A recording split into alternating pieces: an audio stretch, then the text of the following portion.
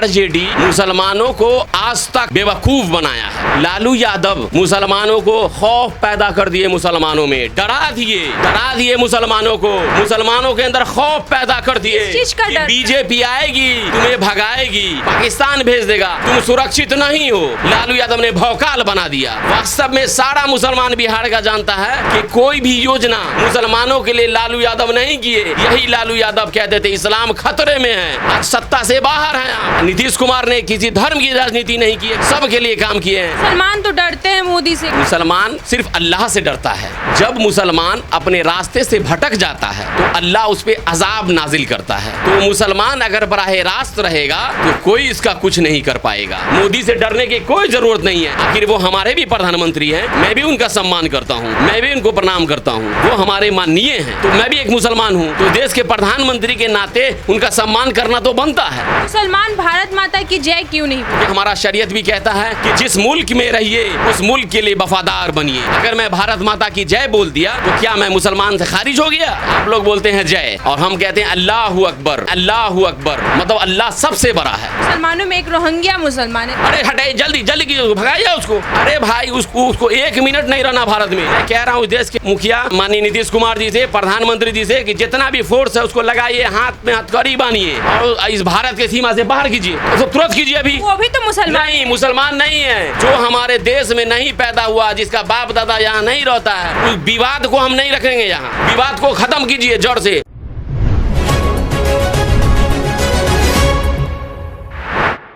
बिहार में चुनाव होने वाला है और चुनावी माहौल भी चल रहा है। कुछ दिन के बाद यहाँ पे आचार संहिता भी लागू हो जाएगा। तो उस हिसाब से मैं आपसे ये जानना चाहती हूँ कि आप एक मुसलमान हैं और बिहार में कहा जाता है कि जो आरजेडी पार्टी है वो मुसलमानों के लिए काम कर दिया, लेकिन बीजेपी जो है वो एंटी मुस्लिम है। और साथ ही बिहार में एक और पार्टी दिख रही है, वो है जन सुराज की। तो क्या लगता है कि ये जो मुसलमान लोग हैं ये इस बार किसको सपोर्ट करेंगे? देखिए, लालू यादव मुसलमानों को खौफ पैदा कर दिए, मुसलमानों में डरा दिए मुसलमानों को, मुसलमानों के अंदर खौफ पैदा कर दिए कि बीजेपी आएगी तुम्हें भगाएगी, पाकिस्तान भेज देगा, तुम सुरक्षित नहीं हो। लालू यादव ने भौकाल बना दिया। और मुसलमानों का कहीं कुछ हुआ, ऊंच नीच छोटा मोटा घटना होता है, लालू जी पहुंच गए अपने ज़माने में तो लोगों को लगा ओ ये मेरे मसीहा हैं, वो हमारे नेता हैं। इसी भरम में मुसलमान पड़ा हुआ है। वास्तव में सारा मुसलमान बिहार का जानता है कि कोई भी योजना मुसलमानों के लिए लालू यादव नहीं किए। यही लालू यादव कहते थे इस्लाम खतरे में है, आज सत्ता से बाहर हैं आप। तेजस्वी यादव भी कहते हैं कि अगर मुसलमानों को कुछ हो गया तो ईंट से ईंट बजा देंगे। ये सारी चीज़ें तो यही दिखाती है कि वो सपोर्ट करते हैं। नहीं, ये वही लालू यादव हैं, आज सत्ता से बाहर है ना।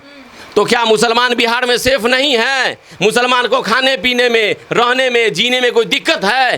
तो ये सब क्या है, चुनावी मुद्दा बना रहे हैं तेजस्वी यादव। और मुसलमान उनको सपोर्ट नहीं करेगा दिल से, चूँकि जिसका नमक खा रहा है।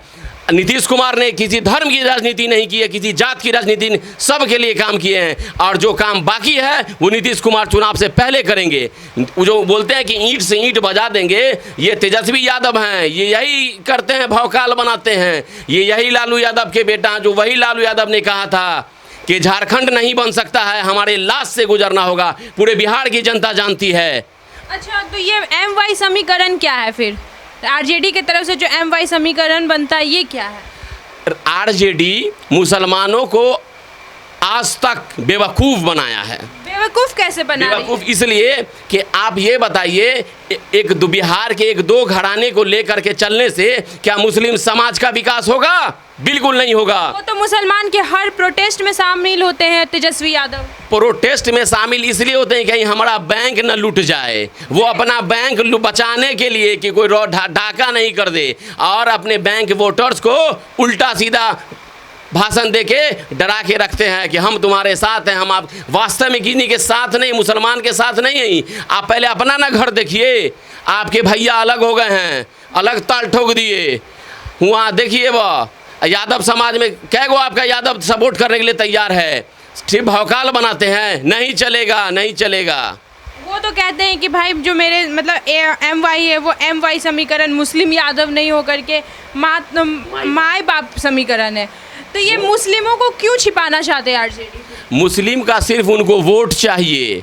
मुस्लिम में लीडर नहीं पैदा कर पा रहे हैं, मुसलमानों को रिप्रेजेंट नहीं कर रहे हैं, मुसलमानों को उसकी हिस्सेदारी भी नहीं दे रहे हैं। तो क्या मुसलमान उनको एक तरफा वोट करेगा? बिल्कुल नहीं करेगा। मुसलमानों को अपने ज़मीर पे देखना होगा कि जो पार्टी मुसलमानों को उसके आबादी के हिसाब से हिस्सेदारी देगी, मुसलमानों को चाहिए कि उस पार्टी का खुल्लम खुल्ला सपोर्ट करे। बीजेपी तो एंटी मुस्लिम पार्टी कहा जाता है उसे, तो फिर आप मुसलमान बीजेपी को सपोर्ट करेगी? मुसलमान सिर्फ अल्लाह से डरता है और किसी से नहीं डरता है। अगर आपके, चूँकि हम लोग मुसलमान मुकम्मल नहीं है भाई, नाम के मुसलमान हैं, तो मुसलमान का खून एक कतरा ज़मीन पर गिरने से पहले जो मुकम्मल कामिल ईमान वाला होगा, जो कामिल ईमान वाला होगा, उसका एक कतरा ज़मीन पर गिरने से पहले अल्लाह ने कहा क़यामत से पहले क़यामत ला दूंगा। लेकिन हम लोग सिर्फ नाम के मुसलमान हैं, तो हम लोग मोदी को क्यों नहीं, आखिर भाई तो मैं कहना चाह रहा हूँ कि भाई मुस्लिम लोग भी आपको वोट करता है, तो आप मुसलमानों को अपना दुश्मन क्यों समझते हैं? आप मुस्लिम समाज को रिप्रेजेंट क्यों नहीं देते हैं? आप मुसलमानों की भागीदारी सुनिश्चित क्यों नहीं करते हैं? आखिर ये लोकतंत्र देश है, हर धर्म का सम्मान करना, हर समुदाय का सम्मान करना हर पार्टियों का दायित्व है। लेकिन आपको मुसलमानों पर भी विचार करना चाहिए। जो आपके लीडर्स हैं, जो बयान देते हैं मुसलमानों के खिलाफ, उस पर उनको प्रतिबंध लगाने की ज़रूरत है कि हम लोग सब लोग भाई भाई हैं। अमन के साथ और शांति के साथ इस देश का, इस प्रदेश का विकास हो रहा है और आगे भी होगा। मुसलमान तो डरते हैं मोदी से, कहते हैं कि मोदी तो उन्हें बर्बाद कर देगा, मोदी उनको ख़राब कर रहा है, उनके समाज को, ये सारी चीज़ें आती है सामने। मैंने आपसे कहा कि मुसलमान सिर्फ अल्लाह से डरता है, और जब मुसलमान अपने रास्ते से भटक जाता है तो अल्लाह उस पर अज़ाब नाजिल करता है। तो मुसलमान अगर बराह रास्त रहेगा तो कोई इसका कुछ नहीं कर पाएगा। मोदी से डरने की कोई ज़रूरत नहीं है। आखिर वो हमारे भी प्रधानमंत्री हैं, मैं भी उनका सम्मान करता हूँ, मैं भी उनको प्रणाम करता हूँ, वो हमारे माननीय हैं। तो मैं भी एक मुसलमान हूँ, तो देश के प्रधानमंत्री के नाते उनका सम्मान करना तो बनता है। अच्छा, मुसलमान भारत माता की जय क्यों नहीं बोलते? देखिए, जय का मतलब क्या होता है? जय सिर्फ एक के लिए होता है, जो आप भी जानते हैं कि ईश्वर, अल्लाह, भगवान, गॉड सब एक है। अल्लाह एक है, रूप उसके अनेक हैं। कोई उसको ईश्वर कहते हैं, कोई भगवान कहते हैं, कोई गॉड कहता है। ठीक, तो क्या हमारी भारत धरती वो ईश्वर लायक नहीं है? क्या हम जिस धरती में रहते हैं, जिस धरती से हमें सब कुछ मिलता है, उसको सम्मान देना नहीं चाहिए? बिल्कुल सम्मान देना चाहिए, क्योंकि हमारा शरीयत भी कहता है कि जिस मुल्क में रहिए उस मुल्क के लिए वफादार बनिए। अगर मैं भारत माता की जय बोल दिया तो क्या मैं मुसलमान से खारिज हो गया? बहुत सारे मुसलमान तो एकदम मुंह बंद कर लेते हैं, बोलते हैं कि नहीं, भारत माता की जय नहीं बोलेंगे। क्या आप बोल सकते हैं? ये बताइए, मैंने तो कहा कि अगर मैं भारत माता की जय बोल दिया, जय तो उसके लिए बोलना है जो सिर्फ एक है, जो सर्वशक्तिमान है, उसके लिए जय होता है। जिसका पूरे ब्रह्मांड पे हुकूमत चलता है, उसके लिए जय है।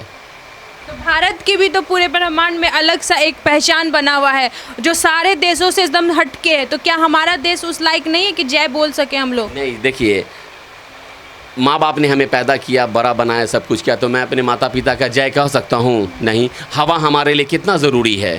पहले हमें हवा चाहिए या रोटी चाहिए, ऑक्सीजन चाहिए, तो हम हवा की जय क्यों नहीं बोलते हैं?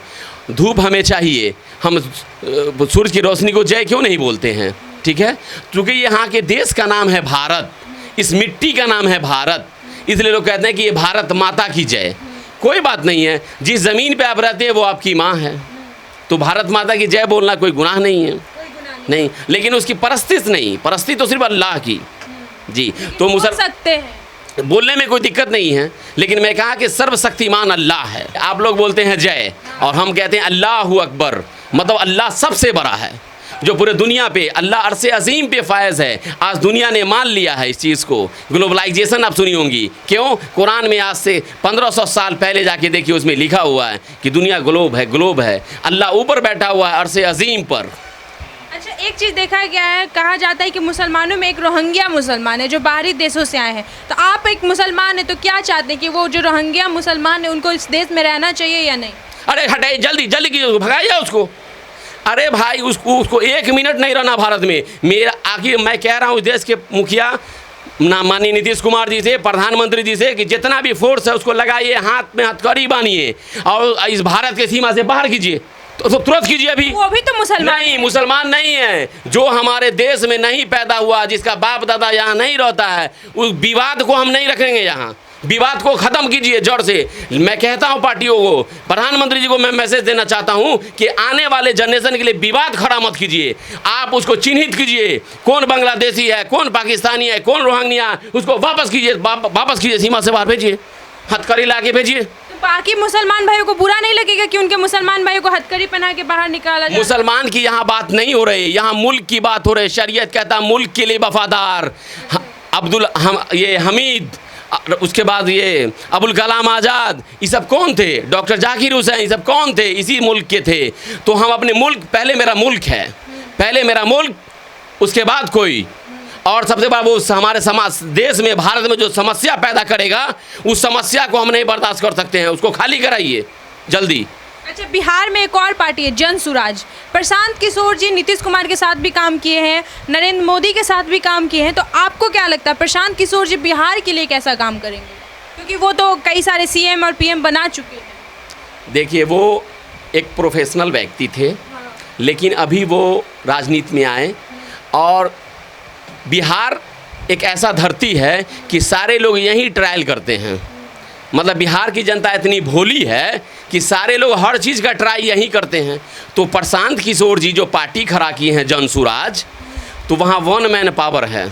प्रशांत किशोर जी, उनके पार्टी में प्रदेश अध्यक्ष कौन है, प्रदेश प्रवक्ता कौन है, माइनॉरिटी सेल में कौन है, महिला सेल में कौन है, यूथ विंग में कौन है, एक आदमी नहीं जान रहा है। तो ऐसा तो हो सकता है ना कि अभी तो नई पार्टी है, बाद में आने वाले टाइम पे जैसे आरजेडी है जो अपनी लोकल पार्टी है बिहार की, तो उसी तरह जन सुराज भी जगह ले सके या जेडीयू का जगह ले सके। क्या आपको लगता है कि जन सुराज जो है वो आरजेडी से बेहतर है? अभी समय लगेगा उनको, अभी उनको ज़मीन बनाना होगा, क्योंकि बिहार की जनता जल्दी किसी पे ट्रस्ट नहीं करती है, और जब ट्रस्ट कर लेती है तो जल्दी उसको छोड़ती भी नहीं है। लेकिन अगर उनके बातों को रखा जाए तो जो तेजस्वी यादव है वो सिर्फ और सिर्फ क्या बोलता है, बिजली फ्री करने पे, महिलाओं को पैसे देने पे बात करते हैं, लेकिन जो पलायन की बात है वो प्रशांत किशोर जी कहते हैं। तो क्या लगता है उनका विज़न कहीं ना कहीं बाकी नेताओं से अलग है या नहीं? देखिए, उनका पलायन का मुद्दा मैं स्वीकार करता हूँ, पलायन का मुद्दा अच्छा है, बहुत सुंदर है। उसमें क्या है कि सरकार को एक्टिव होना चाहिए। लेकिन प्रधान जी एक चीज़ और भूल गए हैं, वो सिर्फ कह रहे हैं कि हम बिहार के मजदूरों को बाहर नहीं जाने देंगे। लेकिन एक चीज़ और मैं उनका ध्यान आकृष्ट कराना चाहता हूँ प्रधानमंत्री जी का, कि बिहार से 10+2 करके जो लड़का बाहर जाता है पढ़ने के लिए, बिहार में ऐसी व्यवस्था का भी आप संज्ञान लीजिए और अपने चुनावी भाषण में इसको लिखिए कि भाई बिहार का जो करोड़ों अरबों रुपए साल खर्चा होता है, 10+2 करने के बाद लड़का जो बाहर चला जाता है, वो लड़का जब दिल्ली, मुंबई, महाराष्ट्र में जाके पढ़ के नौकरी करेगा, वो लड़का कभी बिहार आएगा? नहीं आएगा। तो वैसा पढ़ाई जो राजस्थान कोटा में है, दिल्ली में है, भुवनेश्वर में है, वैसा IT हब बनाने का वादा कीजिए। वो जो कह रहे हैं कि हम रोज़गार देंगे 12,000 14,000 का, उससे बिहार तरक्की नहीं करेगा। तरक्की तब करेगा जब यहाँ 10 फैक्ट्री लगे प्रॉपर वे में, उसके बाद IT हब हो और अच्छा इंस्टीट्यूशन हो पढ़ाई का। ये मेन मुद्दा है, जो चूँकि वही ना हमारा वही हमारी पूंजी है, जो हमारा बच्चा है वही हमारी पूंजी है। हम लोग आने वाले जो हमारा भविष्य है, हम उसके लिए ऐसा इंफ्रास्ट्रक्चर तैयार करें, ऐसा एजुकेशन हब बनावें कि दूसरे प्रदेशों से लोग, बिहार को सारे लोग जानते हैं कि बिहार ने पूरे देश और दुनिया को मैसेज दिया है हर फील्ड में। तो ऐसा हब बनाइए बिहार को, ये आप बोलिए, ये आप चुनावी मुद्दा में लाइए कि ऐसा हब बनाएंगे हम कि आपके बच्चे बाहर नहीं जाएंगे। मैं बिहार को कोटा बनाऊंगा, मैं बिहार को खड़गपुर बनाऊंगा, मैं बिहार को भुवनेश्वर बनाऊंगा, उड़ीसा IT हब बनाऊंगा। अच्छा, मुसलमान जन सुराज को सपोर्ट करेंगे आने वाले टाइम पे, या फिर अभी कुछ मुसलमान सपोर्ट करते हुए दिखते हैं जन सुराज? नहीं, मुसलमान तो जन सुराज को ना के बराबर, जी नहीं के बराबर करें। मुस्लिम का वोट जो है वो जाएगा आरजेडी को, और 15 से 20% जाएगा जदयू को। वो नीतीश के फेस वैल्यू पर जाएगा, उनके काम पर जाएगा, और जाना भी चाहिए क्योंकि नीतीश का काम बोलता है। जी। अच्छा, तेजस्वी यादव 9वीं फेल है, लेकिन प्रशांत किशोर पढ़े लिखे हैं, तो क्या लगता है अगर दोनों में से किसी एक को चांस दे तो आप किसको देना चाहिएगा? देखिए, स्वाभाविक रूप से राजनीति एक अलग चीज़ है कि अंगूठा छाप भी मुख्यमंत्री बन जाता है। अगर एबिलिटी है, योग्यता है देश को प्रदेश को चलाने की, अगर भगवान को स्वीकार होगा तो बनेंगे मुख्यमंत्री। लेकिन वास्तविकता तो यह है कि पढ़े लिखे लोग हैं प्रधान जी, तो इनको उससे ज़्यादा वरीयता मिलना चाहिए, उनसे तो बेहतर काम करेंगे। जी बिल्कुल।